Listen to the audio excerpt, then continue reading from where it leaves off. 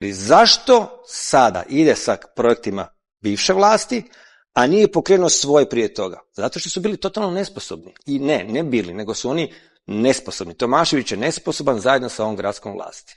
Kaže, pokrenuto je 7 od 8 strateških kapitalnih projekata, prezentiranih početkom godine. Pa onda kaže Paromlin, Dom sportova, bazen Špansko, Sarajevska, Heinzlova, stadion Kranjčevićeva, Podbrežje. Obnova Kina Europa počinje ove godine.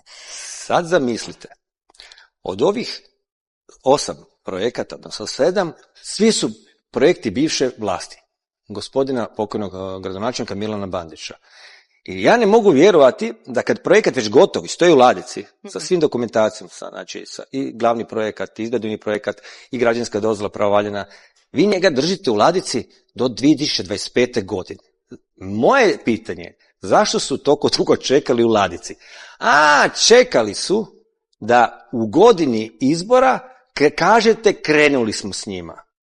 Zašto to nije, mislim, meni je jasno i svima je jasno da neki kvalitetan projekat treba proces proći, imate zakone, propise, imate od ideje do projekta, idejnog projekta, glavnog projekta, građevinske dozvole, treba proći 4-5 godina. Jasno.